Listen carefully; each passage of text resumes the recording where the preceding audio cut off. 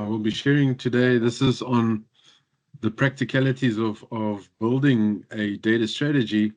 If you remember the last 4 weeks, we spent lots of time looking at industry models and how they can help you align your data strategy and everything you do, especially all your use cases that should be driving AI, BI, the data product development, all of that should be connected to something in the business. So what I decided to do, someone asked me if there was a healthcare industry reference model. So I said, sure, it's there. Let me download it and get it linked up. And I wanted to just show you how much information it gives me to get me on my journey of delivering a data strategy. So for those of you that are operating in that data architecture, business architecture, and then we also had that data value architecture. I like that. I like that term, which brings business architecture value and data value together. And we came up with a new term. I think it was Mark T that coined this new term called data value architect. All right. So JG's also been missing in action for quite some time. So glad to have him back. And hopefully he can give some direction on healthcare. It would be interesting to see his view on how much the reference model is helping us and what steer he can get. Okay, so I'm going to just spend a little bit of time going through the way in which we build a data strategy. This is what we train on the course when we do data governance for certification, and we go through a process of creating a data strategy. So we have that playbook that we talk about, or the DG plays, and what we try to say is, please remember that data strategy, you need to have done ideation workshops with the business in terms of understanding what it is that they are wanting to achieve. And preferably, you have a business strategy, business architecture document with you before doing the ideation session, so that you can ask the people to say, well, where is this coming from? How does this align to your business goals, your business priorities, your business strategy, all those type of things? How do we align with this? And then, so that almost gives us what data initiatives the business want to run. And then we do a maturity assessment to say, okay, that was very nice. I like all the information you've given me, but how capable are we of doing what you've asked us to do? And that's everything from policies and procedures to people to technology to all of these things. Okay, so well, can I actually operate and can I deliver what you're asking me to deliver? And depending on the scores, that may reduce the use cases within the use case portfolio. It may even render that use case as being technically not feasible or impossible. I wouldn't want to say impossible, but it's not a feasible, and it just brings it down in terms of the prioritization.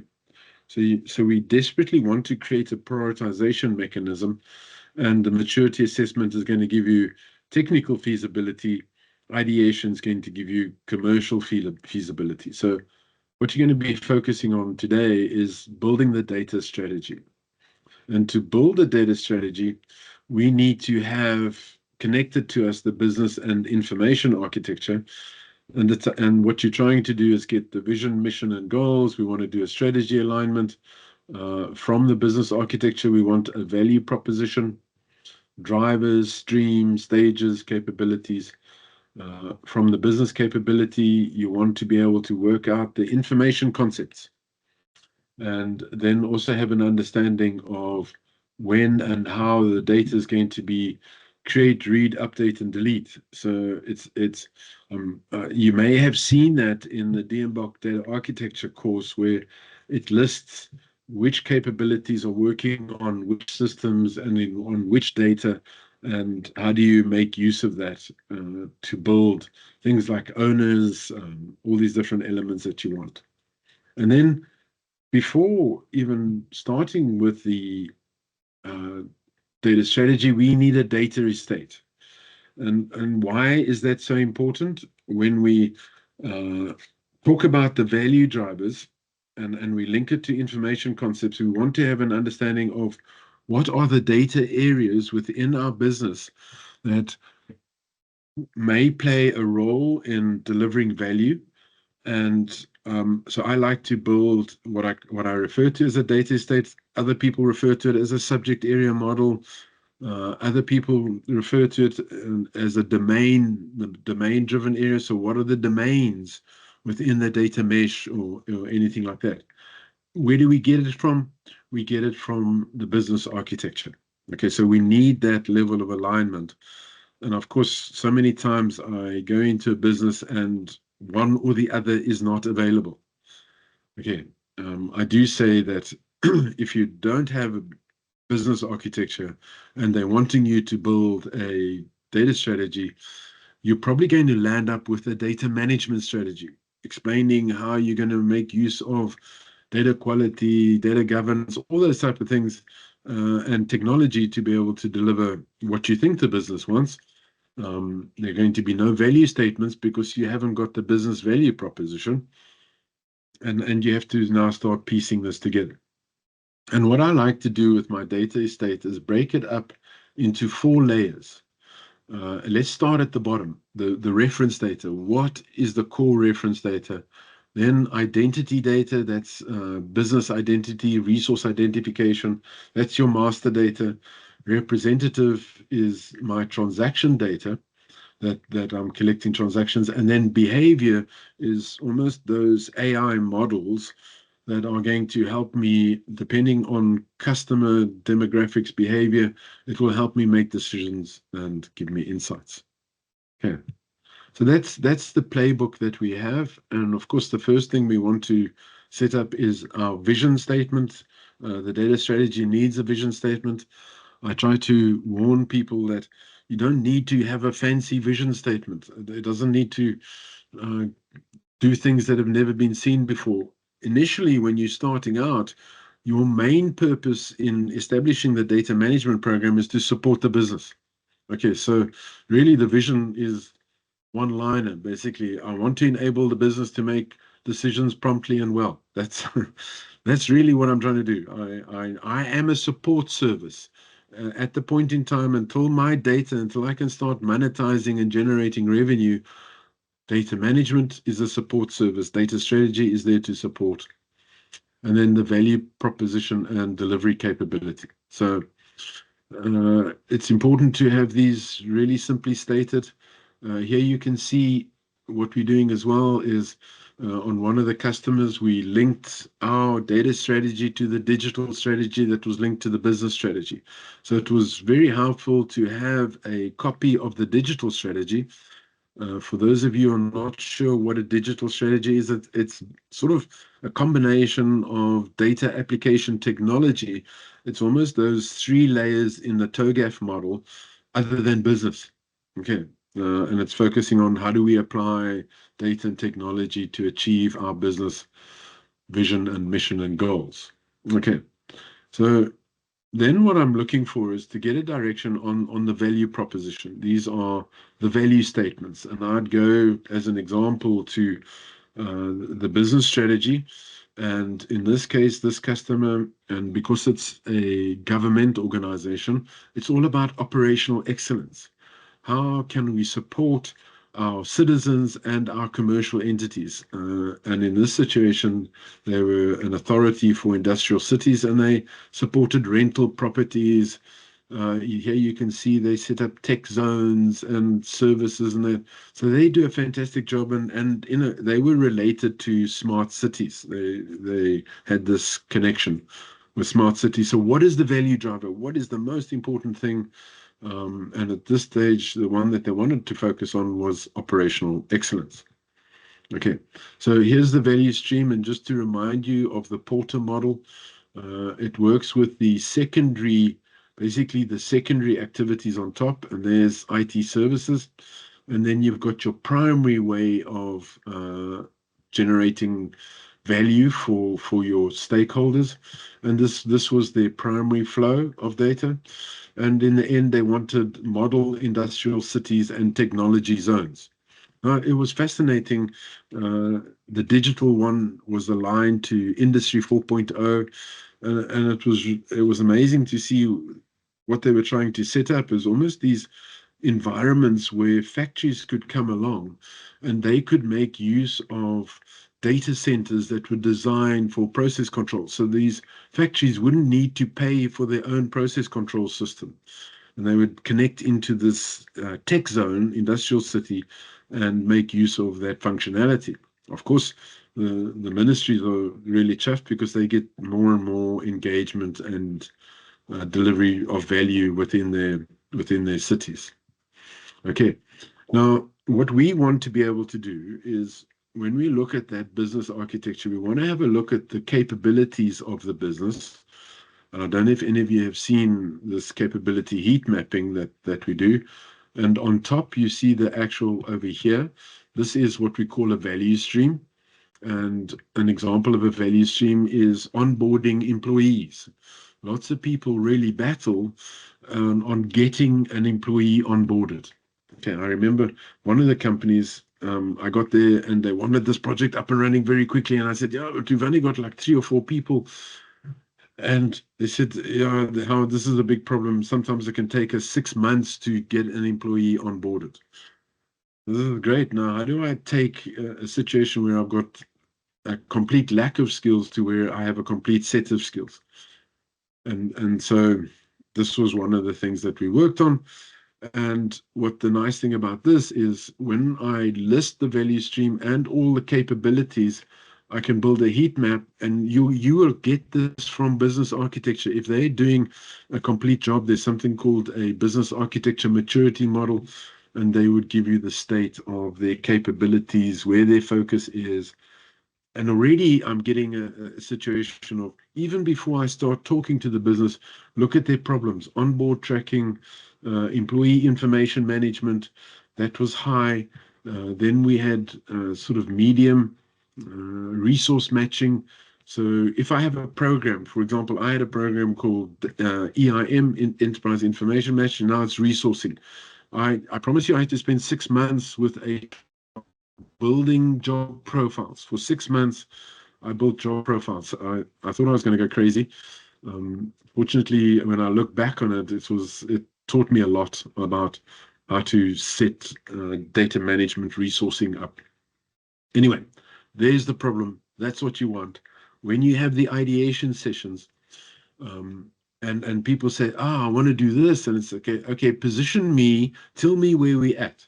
And are you wanting to do this because it's a problem, or are you wanting me to do this because there's an opportunity in the market and you want to go after it? So it's helping me constantly question the business and make sure I'm aligned with where they're going. That to me was very important. And when you document a business capability, you're looking at this area over here. Okay. Information, the details, what are the challenges we're facing? That's the area that you want to focus on. And of course, you should be working closely with the architect to have all of this defined. Okay, so then we go and look at the capabilities, we build it, and everything we do, we want to be able to drive value. And this is our recipe. First of all, what is the goal? Okay, then how do we support the decision making? And then how do we define the value? So if I do this use case, how am I going to agree with the business that I have contributed this amount? Then how do we find the value? And so we've gone and looked at all the different business architectures. What are the appropriate use cases? And then we have almost a classification of use cases: revenue generation, business process optimization. How do I automate? How do I get faster? How do I get better? And then we have business capability enhancement, where, shucks, we're not doing any of this. And a simple example is that of where banks come together and insurance companies come together, and now they've got banking and insurance. Okay, and they can make use of customers and this cross-sell in that situation. Then it's about driving value, making sure that the execution is delivered. It's not too big, it's not too small. And then you bake it in. And once you've got a workable data product and it's giving you the value, then how do I connect it into the business product and give the business customers value that they are looking for? Okay. Now, what's a simple example of that? That would be if I have a wealth sector in banking and I want business or these individuals that are high net worth, the wealthy customers, to be able to analyze their own portfolio. What I'd like to be able to do is give them a portfolio in Excel, maybe Power BI, load all the data on all of their portfolio information, and they slice and dice and do whatever scenarios they want. Lots of these people are capable, and that data that we keep on adding to the wealth portfolio management, you actually get the individuals saying, I want to do this or that. I've looked at this is not doing so well. And it's not always up to the wealth manager or the wealth account manager to provide all of the advice that's required. Lots of these people have that understanding. And so this is how we map this almost from the business architecture down to the canvas, to the value proposition, the value stream, the business capability. I don't use a business process. Business processes are far too volatile and they change quickly. From the capability, I go to the data estate. From the data estate, I use this to build a strategy. And coming out of that is we create value use cases and that land up into valued data products. Okay, so that's the flow that we go. Important is, this is great, I've got this lovely business architecture, but maybe I don't have a data architect that's built a data estate for me, a subject area. Now, I'm not sure if you're aware, but you can actually create your subject area model from your value chain and your value and your capability map. And the way you do that is you understand and you pick out the nouns that are in this map that you've been presented. You've got nouns and verbs, and they talk about value actions and value objects, value business objects.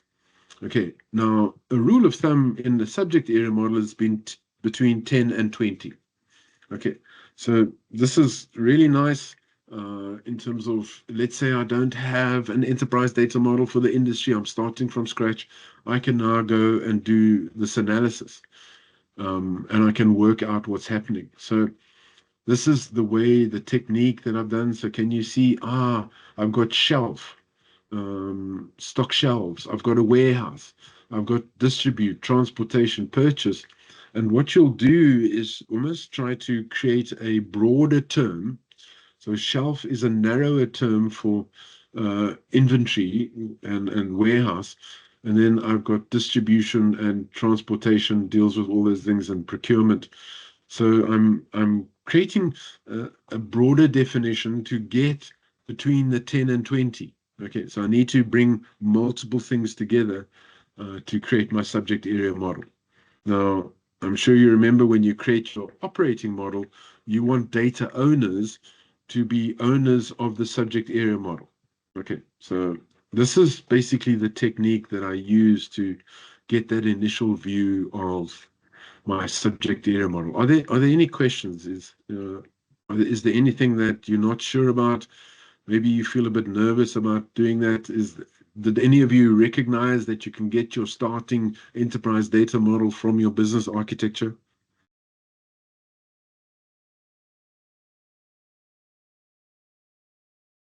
Sure. That's where you want to start, I think. Yes. Yes. Right.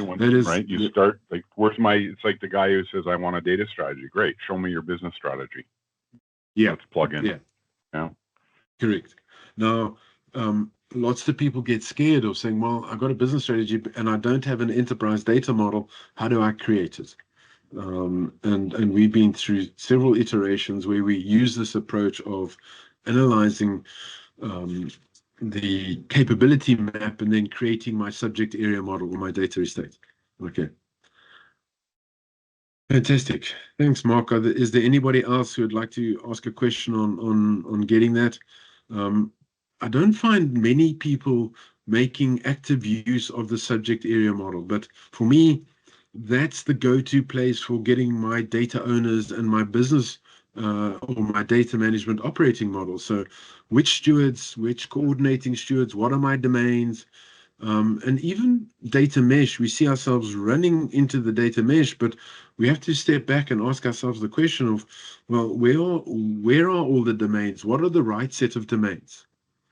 And any questions on that? I know that Malta's been looking at that, and he constantly refers to domain-driven development from Martin Fowler. I think he started it, and it is connected.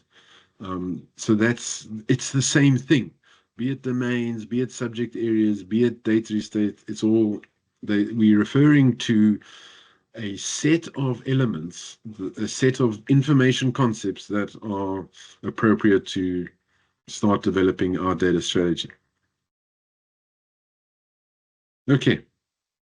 All right. So typically what I do is then I will, depending on the use cases, depends on how far I've got, I'll start the process of creating my data estate. And there's an example of a data estate that was used for this one organization. And you see here, I've got lots of reference data in terms of industry codes, even data management reference data.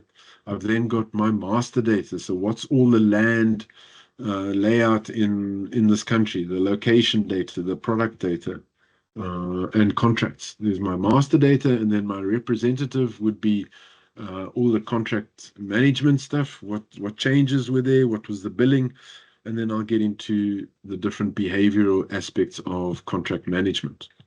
Okay, so that's what I'm looking for. Okay, there's my data estate that I've built, and you can work through that. Now, when you set up your data strategy, before you can start having an engagement with your business users about what their challenges are, you need to do a whole lot of this preparation. Okay, so we've got Charles saying, do you have a specific criteria for identifying CDEs? Charles, yes, I do. I do have one. And what you'll find as quite interesting is when you do the use case ideation, a lot of the times the business people are talking in terms of critical data elements. And so listening to the people to say, I want to be able to analyze economic activity for industrial cities by industry sector. If I'm sure you're hearing as they're talking, they're actually giving me their critical data elements. Not the same as a subject area model. A subject area may have multiple critical data elements.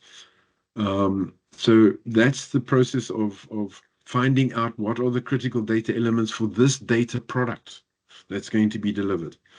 And you'll use that then to analyze the different data sets that are out there, and then look for those that have the best quality data set, and then use those to build your data product. Charles, did I answer your question?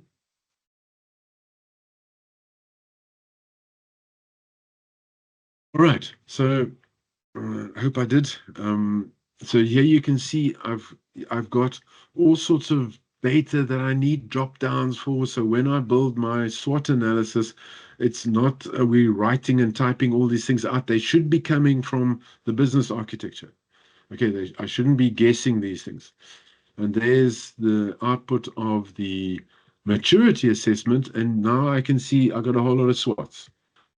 I was very low in my maturity. Can you see here? Data governance 0.48, open data 0, data value realization 0, data quality 0.3. It was when we started, it's like, oh, shucks, we got all sorts of problems. And so we raised these challenges to be addressed by the data strategy to say, we got some problems here.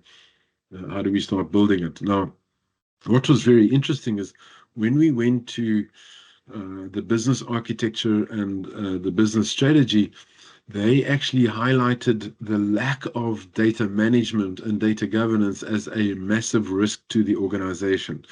So that was nice in terms of being able to say, okay, Yes, it's important to us to establish data governance, and we can see it's also important to you. So there are going to be some level of data management initiatives that need to be done in conjunction with changing the business, changing the way we operate. All right, then we have business requirements. So now within our use cases, we're looking at all of the different capabilities, we're finding opportunities, and I'm hoping you can see it, Charles, that when you look at this, as they asking for data about something, they're starting to give us the critical data elements that are required. So you can see these different areas, and almost the second one was a really interesting use case where we needed to basically do to automate all their data sharing. They had 5 people that would spend 5 to 10 days at the beginning of every month manually receiving data and sharing it with people in the business. And it's like, surely we could automate this with a data integration platform. Okay. They loved it. They said, wow, when we did the cost on what it was costing people to manage this, it was quite scary, but then really nice that data management could show the benefit that they were working on and delivering. All right, so this is sort of then what I want to do is, can you see here, we've got our value drivers, operational excellence, our value stream, the tiers, then the capability that we're working on, and the attention, and then also what is the data? What data do we need to be working on? So here we can see we're working on data management, contract, location, industry sector. And so we've got this crossover. We're crossing over from business architecture to data architecture to data strategy or the data SWOT analysis. And then, of course, once you've done the SWOT analysis, you've got to then tell them, well, how are we going to fix it? What's the action plan to fix? And the next step is, what's the roadmap of when we're going to do all of these things according to. So that's almost building and bringing together of your data strategy. What I like to do is when I look at all of the challenges and the strengths in that, I like to, first of all, focus on where possible the data problems. Okay, so those are almost where I'm going to start. Most of my use cases or activities are going to be around data problems. Fix the friction that the business have with the data right now. Then make sure you've got the right people to do these data-driven target data strategy stuff. Okay, so if you're going to start a new AI platform, well, what sort of resources do you want? What is needed? And then do I have people to match that strategy? And we call that our data people or our data talent strategy or data people gap. Where are we missing and how are we going to educate our people? And here's just a way of how we visualize it. So most of our data is coming in Excel, but then we have to do some form of visualization. And now you can see how we're building a mapping between our, okay, we're going to build a mapping here of coming from the digital strategy, what is in the digital strategy, what then connects to the data strategy and the 3 different pillars.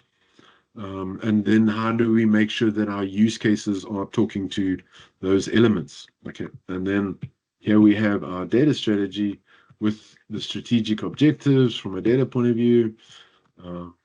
And then we could link all of this stuff together. Okay. Any questions in terms of just creating that data strategy? That's the way we go from start of the data strategy to the end. Is there any questions or comments or observations?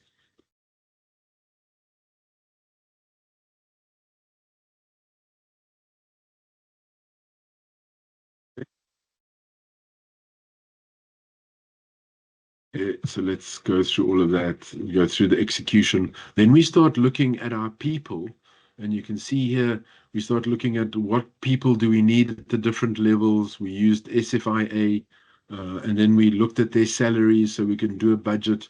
There's average annual salary, and how did we now understand what our costs were going to be. And we built the project plan, and we built the roadmap in terms of how we were going to get there. This is our action plan in terms of what we were going to do, and then our prioritization. So we can see here we have a business value ranking, which comes out of the value of the initiative, data value realization. We have implementation feasibility that comes from the DMMA, and then we bring these numbers together and we get a final use case priority that allows us to prioritize this. And we look for the quick wins, the resources, the operating model, and then the communication plan. How are you going to communicate your strategy? How are you going to get approval, and how are you going to socialize it? You're going to have to be talking to quite a few people to confirm that you've got what you need to get. Okay, so that's the background. We've gone away and we've built a recipe for building a data strategy for anybody.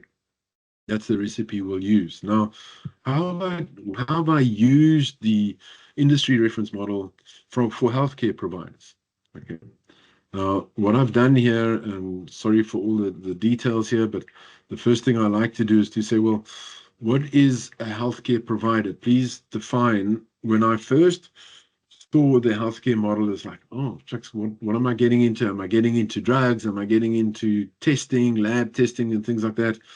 And what from a healthcare provider point of view, it's basically talking about any licensed person or entity to provide medical care or treatment. So JG asked me this morning, is saying, well, are we talking about insurance?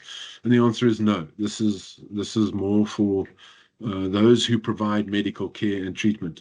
JG, is that your understanding of the healthcare provider? Yeah, absolutely, Howard. I would say that that's spot on. What would where the complexity would come in is hospital. The differentiation between a hospital would see itself as a healthcare provider, but equally a doctor. So it would be there would be a distinction there.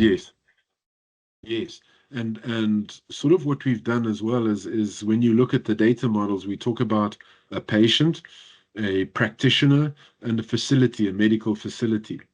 Okay. And of course, there's different derivatives or a type hierarchy across that. And all of that has come from the value map and the business architecture. So here's an example of one of the streams. It's called treat condition.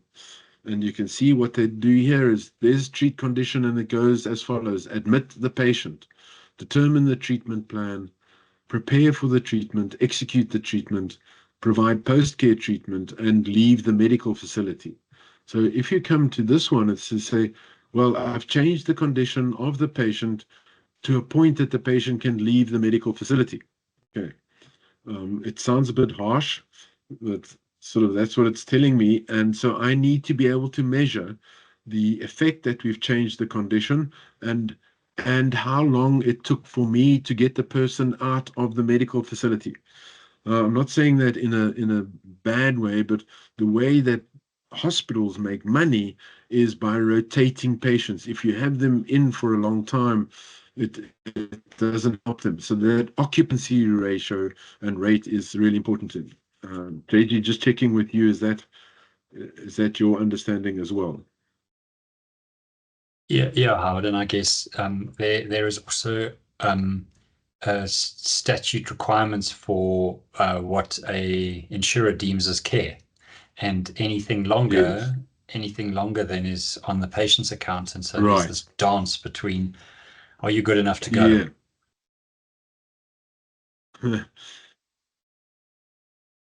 Malta's, they said dead or alive. How do we get the patient out? Can they leave the facility dead or alive? What you will find is this transportation arranged. Is it going to the morgue, or is it going to the funeral center, or where is it going? Now, what I like about this, and I'm hoping you can see some of these things, is every single step of this value stream, okay, admit patients, has a value item, okay, and it has stakeholders, and it has what's called entry condition and exit condition. What are we trying to do here? We're trying to then ensure that we're collecting the appropriate data to analyze, well, how effective is this value stream on delivering that value proposition? That's what we're trying to do. And then we will measure each stage, and you can see the different stage here. So there's all sorts of things on patient safety, quality ensured, healthcare practitioners risk, of medical error reduced. So there is the treatment plan that's got to be defined, and then they prepare the person according to the treatment plan, and then they execute the treatment. So these are steps that are put in place to ensure that the appropriate care is being delivered and the risk is also being reduced. Okay. And then you look towards the end here, and this is, they want to make sure that the risk of readmittance is reduced. And JG taught me this thing of episode of care. Now, if that episode of care goes on too long and we're not very efficient, we should be able to look and find a reason why the episode of care is taking this long. Is it the practitioner? Is it the patient? Is it the facility? Whatever has happened. Okay. All right, so there's my value stream. Can you see I've now built that value stream? So Howard, just yeah. So I mean, this is a key. You touch on a key thing. For example, the cost of chronic care is where most of the assumptions for care fall over, the models and so on, because it's really difficult to anticipate the cost of chronic care. So when an episode of care starts to leave the realm of this value chain. So this value chain says, cool, I've got a patient that admitted so this would work well for acute care. So like now you're entering into chronic care, like is there, it would be really useful to have reusable parts. Let me show you. Yes. So there's actually quite a few reusable, JG. So within this architecture, they talk of treat condition and obtaining a treatment plan for ongoing assessment of the patient. And that's almost that chronic care that you're talking about. Okay. Now, if you can see here, this value stream, there's actually two specialized value streams. And then we've got lots of common value streams. Acquire an asset, create a policy. So these are what we refer to as common value streams and common capabilities. And so when we build this model, this model of ours in terms of the business architecture, can you see here we've got common elements, and then we've got healthcare elements. And when I click on, let's just take this treat condition off because it's not part of common. That's specific to healthcare. Here we can see all of the different industries, and when I click on common, I get all of the common elements like a business entity, a brand, currency, campaign, customer, financial account. And when I click on that one, then I get these are my states of an account. Can you see there's a common basis, and then you specialize into the industry that you're looking for. Cool, I get it. Thank you.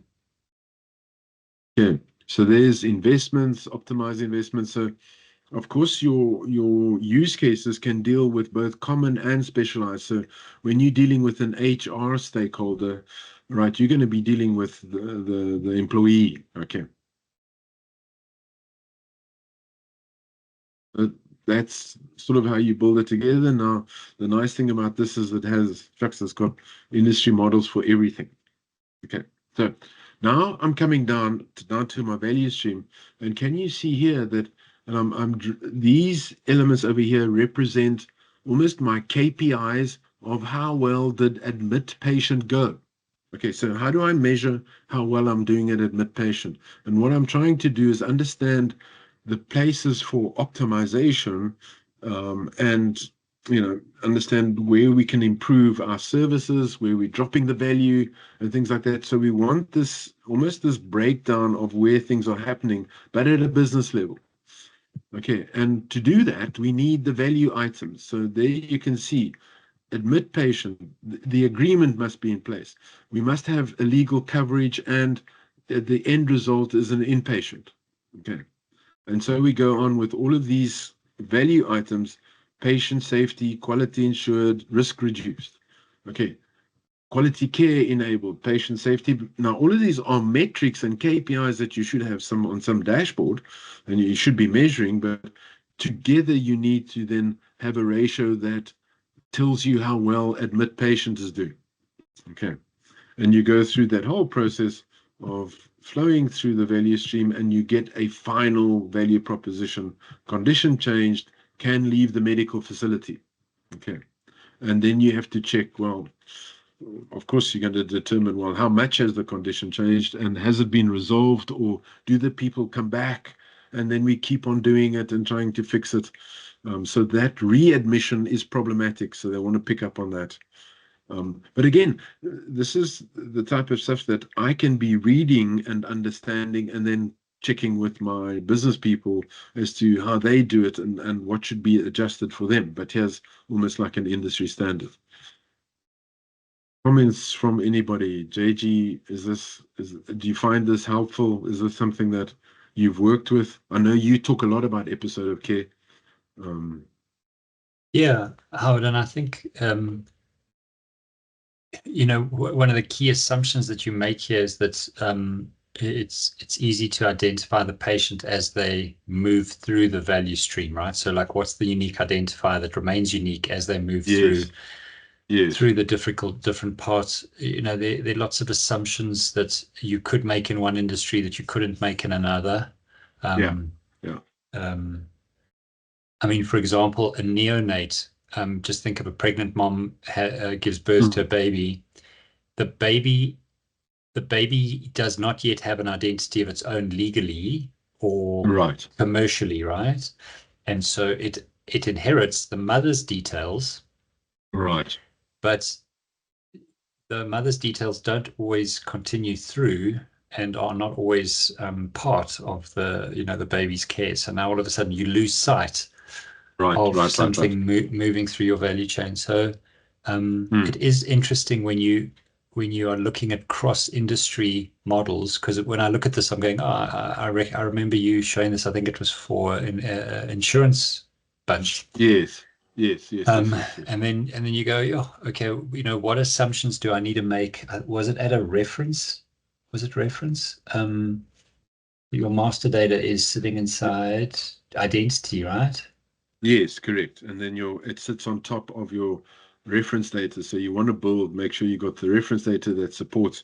And just to show you that, and I'll come back, this is my high-level data estate or subject area model, JG. And then this is the reference data, CPT, ICD, NAPI, and tariff codes. And that's the first start of my subject area model. Okay. Now, this is really just for one value stream. And as you add more value streams, so the subject area model is going to complete and flush out.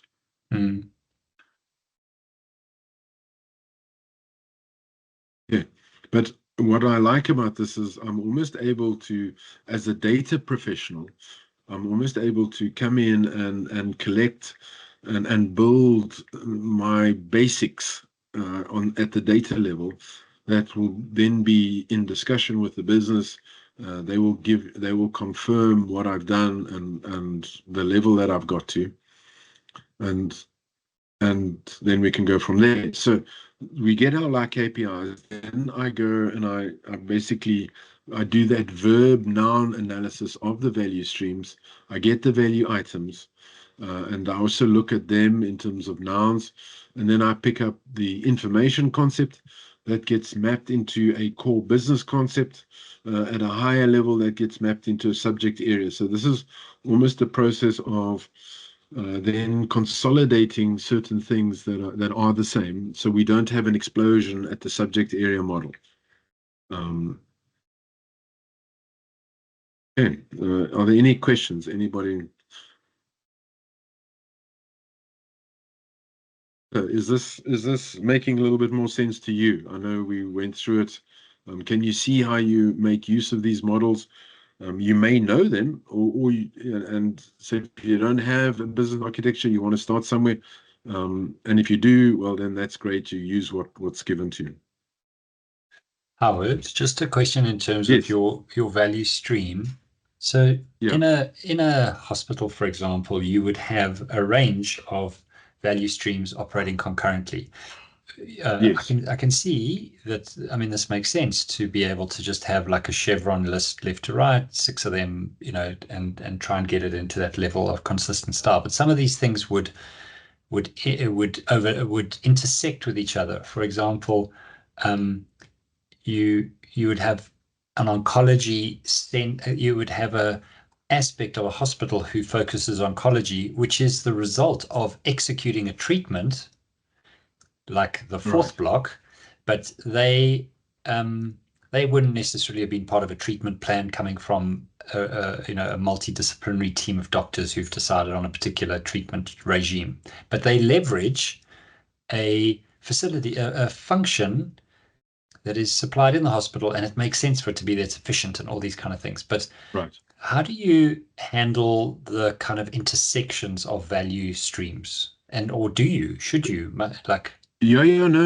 You actually you can have hierarchies of value streams and against a different stakeholder. But your first thing is trying to understand what stakeholder you're working with, and then make sure you are delivering value to that stakeholder, and be careful not to have 20 stakeholders that a value stream is going to be delivering on.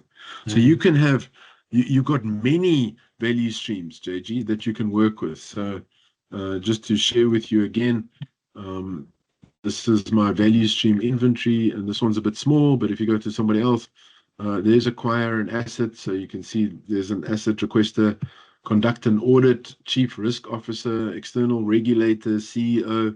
So we're building these streams across all of our core stakeholders, and what value do they require to be delivered. With you, cool. Okay, so I'm just showing you one, but you will repeat this process across all of the value streams and that you have registered and defined. I'm just checking to see anybody else who is anyone else who works in the business architecture, just to confirm what I'm suggesting. This is certainly the way I've worked with enterprise architecture.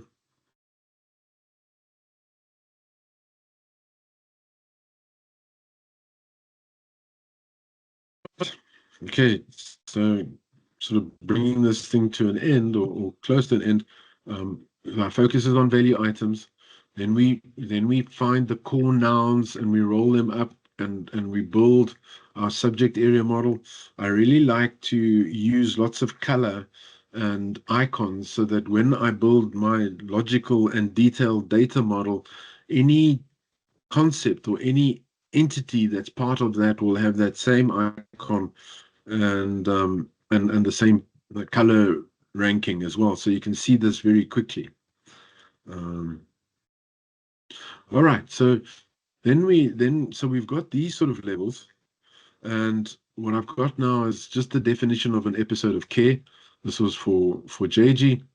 That's what he kept talking to me, and then what I started looking around as to what are other what's happening elsewhere in the world that are changing some of the ways in which we work. And there's this new thing that I found called value-based care. And so what I was looking at is how do we do all the payments, and how do we handle all the fees? Okay, so there's this fee for service, and now what they're introducing is value-based care. So there's a greater alignment between payers, providers, patients, by focusing on the quality of the care and the end result. Okay, so this was just something that I found on the internet, and I now said, well, okay, here is my Power BI visualization that we've got of the different areas, my business architecture and data architecture. Now, so I want to just go a step back to say that behavioral element, I found this, this is called clairvoyance. Okay, so I like putting these things here just to give business an understanding of what clairvoyance is all about. And so here's something called definitive healthcare, and what they're trying to do is combine AI to be able to understand how to select your patients, how to your practitioners, and they've got all sorts of AI analysis on top of this fundamental data, patients, episodes, drugs, all this sort of stuff. And here's an example of what they do in this area. JJ, I don't know if you've ever heard of that or seen some of what these people are doing. I actually haven't heard. Thank you. Yeah. But it really, I was wondering what you meant by behavioral. So Yes. it's I mean, the only one I've seen that's taking that to any level was Alpha Iota. Yes. So they would sit there as well. Okay, so I don't think I just wanted to show you what these people are now applying, almost that AI approach to facilitating this healthcare and dealing with patients.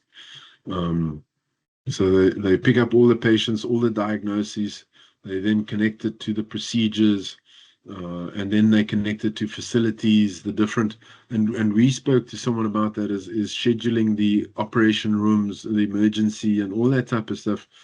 These are the types of that high level, that mass scheduling is phenomenal, especially when you have something like what's it, or midlife, or I can't remember those different areas. They've got lots of hospitals. How is this all going to be connected and make sure we've got the right doctors to operate at the right time, and ensure that we've got the right occupancy ratios, that the machines are being used correctly. I know, as an example, I went in for an operation and it was a robotic system, and that robotic system was very expensive. There were only like 2 in the country, and they moved these machines to different hospitals depending on which doctors were there. And so you just recognize the administration of these facilities is also at another level. Yeah, and that's sort of what I wanted to share with you in terms of putting all of this together, starting at the bottom, getting that, then your master data elements, then your transactional elements, so all the actual procedures and the treatments that I got from the architecture, and then adding on top of that something that's going to improve the scheduling, admittance, and selecting of people. Fantastic. Thanks, Howard. Is there anything? So this is. Can I show you in Power BI? Here is the value stream with all the stages, with all the value items. I can connect on anything. What I've got here, Paul. I know Paul Bolton's here. Paul, and I'm trying to get it into Power BI, but I was a bit slow. I can populate all of the data that you had to fill in on that spreadsheet. I can pick up from this business architecture, and so certainly hoping that we can do a much faster job. And you can see here, this is amazing. Value stream stage, admit patient. And there's 2 concepts, admittance and patient. Then we go into treatment. There's admittance plan, treatment plan, and then we go into prepare treatment, execute treatment, provide post-treatment care, medical facility. I'm hoping you guys can see now that just with doing all of this analysis, the word analysis of my business architecture, I've got so much to bring to the table to now start my discussion. So in my LinkedIn post, I said, please remember, this is the bridgestone, not the capstone. So this is just a starting point on where we start our discussions. Okay, and I'm sort of going to pause there and stop, see if anyone has any questions or observations. And if I can help anybody. Deji, what is your feeling on just having all of this information available? Yeah, Howard, so maybe a couple of things. Invariably, you start. Invariably, you are. Hear you, JG. Is it on my side? Can you hear me? Yes, sorry. There's. Sorry. I've switched off all the volume. So, Howard, invariably, you are employed to solve a data problem. and then you arrive asking for guidance from business documentation that usually doesn't exist. And then, Nick was clear. It's like, oh, if you want a strategy, then show me this, So that kind of dependency is interesting, because I think what you've got on the screen here is, for me, the nexus point is between the value stream stage and the information concept. So the information concept is what people are expecting you to have a conversation about, and they are ready to provide that to you. And there are some, they don't even know that they're data stewards, but that's their language. They talk that language every day. Yeah. What nobody really holds is how that maps to the value stream that you're on and where you're on. And I get it. It's so much easier if one is coming through the realm of value stream mapping. But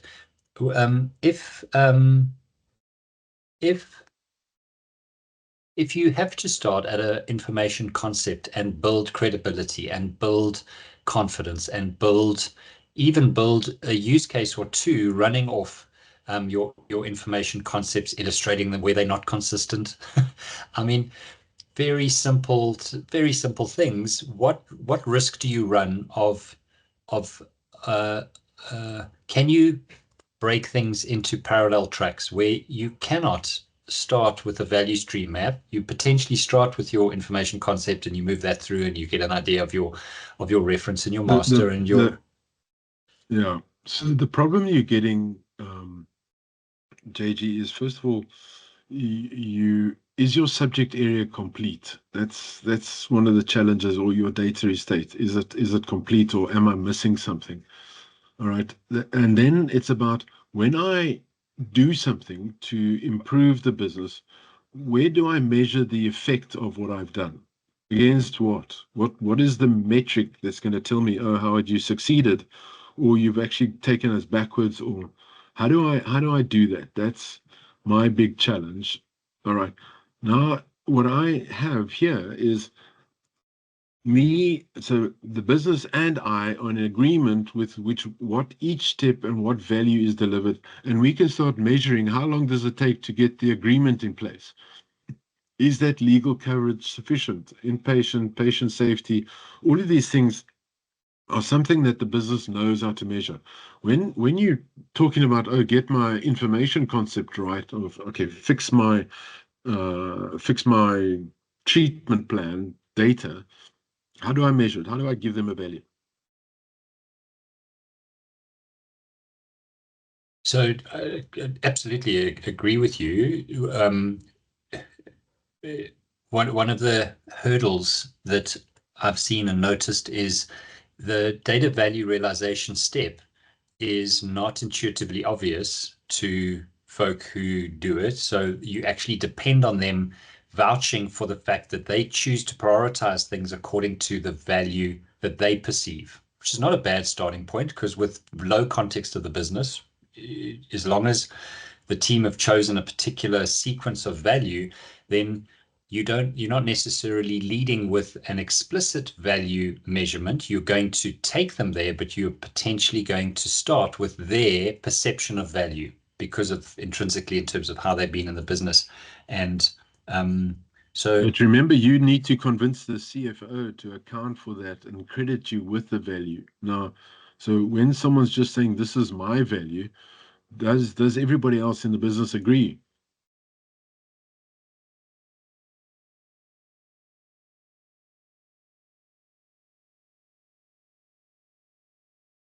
Well, it's interesting. Not yet, because the scope doesn't yet include the rest of the business. One has the aspirational goal that you'll layer on the next business unit and the next business unit, but within the business unit that you operate in. But what sort of where we're debating is a case of, can I just start off at the information concept level? And my problem that I have when I start off at just this level called admittance, okay, then the person, the data owner who's in charge of admittance, is going to say, all right, let's if I do this, if I build this data initiative, how do I quantify the value, and how do I make sure that everybody especially the CFO who's going to account for that value, agrees with that value definition. On what grounds? Yeah.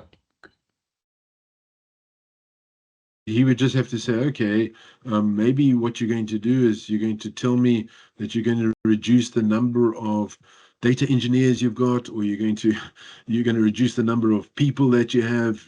Somewhere along the line, you've got to show me a way of quantifying the value so that we can measure it, so that we can monitor that this thing's having the ROI that we expected, right? Yeah. So I guess I'm highlighting this in terms of invariably, you don't get to start in an ideal position. You get to start halfway through. You have to mitigate your risk with respect to the challenge of upstream value definition, as you've highlighted, agree. And you've got you've got a choice. You either say, I'm not doing anything downstream until we've sorted out the upstream value condition. Sometimes downstream is just a simple way of work. It's like, cool, how do just help us get a way of work going. So that way of work. Sure, but let's. I mean, I agree with what you're saying. So let's say we take a patient, right, and you do some data quality fixes on the patient. What you're wanting to do is to say, well, what is that impact in terms of business operations? Show me that, so I can then understand what value we're going to get out of doing this little fix in terms of comparing that to somebody else. Yes. Okay.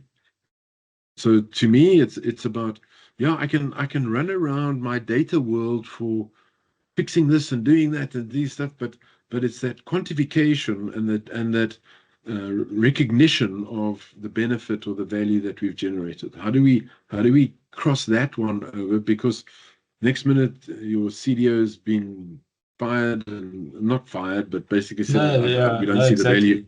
Yeah, no. I know how. I mean, this is exact. I mean, that's that pivotal point of the way in which you never allow the business to you build the capacity to have a data value conversation at the same time as a data delivery conversation. And if the business is pushing you into delivery, it's like perfect, but how are we going to quantify it? Are we starting off with a proxy? Quite But right. JG, isn't this so amazing? Because if you keep on going back to that and say, how do we do it? How do we do it? You're not in the situation of then doing something and then people asking you to justify why you're doing it. So maybe I'll give you an example, right? I worked with a big telco and I did a maturity assessment. It came out very low. And they said, okay, we want to do this change and we want to build a data warehouse. Okay, fantastic. Build a data warehouse. And then they rushed off and did data vault and, they did all this stuff. They got to the end, all right? So it's a 8-month project. They got to the end. Now, it's the guy who built and designed the data vault warehouse who's trying to justify the value back to the business. And he's sitting there saying, look at how faster we can build reports and stuff like that. You're in a hiding to nothing. We've been in that movie and you just get clapped. Yeah. You just get beaten up because, I mean, you can tell them whatever story you like.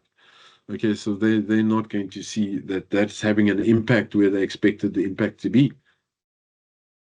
Oh, it's just we can't define where the impact is.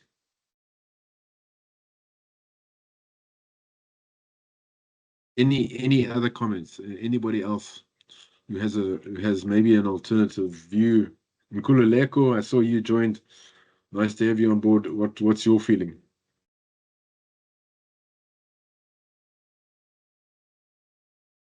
That's hard. I think it was a very insightful session. Maybe one question on my curiosity I have. So, what happens then if when I build a data strategy, but the company before they don't have an idea how they don't have any idea of their value before you start. So yeah.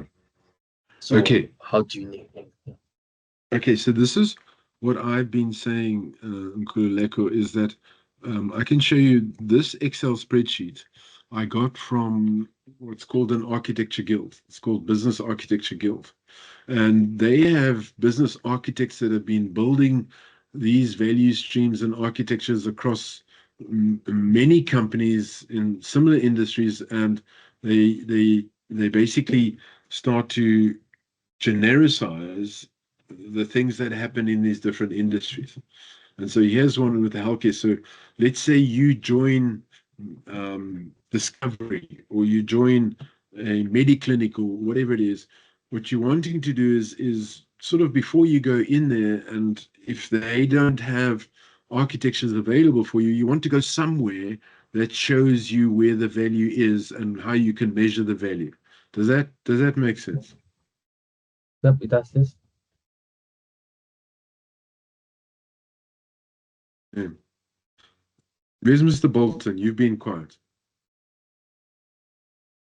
That's Can I have the work test? I'm here, Howard. I just have a participant. Okay. Say hello. Hey. Hi, Kate. Have you been able to listen, or have you been distracted? No. JG's also got a special baby with him. We've got It's called the cat. doing some architecture here. Oh, I can't really see it on my camera, but No. I've been watching and listening. And no, Howard, thank you. It's obviously being part of the work with yourself and JG. I have a decent understanding of deriving those information concepts and how to map them to the value chain, and so this has just added some extra detail, and also being looking at the medical industry with that reference model, just interesting. I actually went and looked if they have a training reference architecture to. Yes.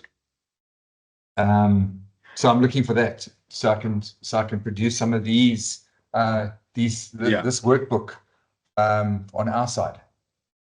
Right. And you will find one. There's an industry model for higher education, and of course that's more tackled at a university or a business school, but it's very similar to us in terms of doing research, presenting, developing courses, content, managing the students and stuff like that. So it's closely aligned to the way we do things, and there's lots of guidance that you can get from that model. Yeah, brilliant, Todd. Thanks. And also, just on the side, I'll be definitely pushing your buttons to show me that Power BI and how we all be, because that spreadsheet gets a bit hairy, as you know. Yes, I mean, and Paul, I'm sure. I mean, I remember you doing it. What was the sort of time frame that you did it? That we did it in was maybe, what was it, about 3 weeks to 4 weeks that you built it? Yeah, so it takes really quite a bit of time to just get that mapping right and make sure that it makes sense into the result, which are those themes. Yeah. Okay. Cool. Alrighty. Howard, always awesome. Thank you so much. Thank you very much. So thanks everybody. Thanks, Howard. Okay. Cheers, man. Thank you. Thank you. Bye. Thank you. Bye. Have a nice evening. You too. Thanks, Tibbs.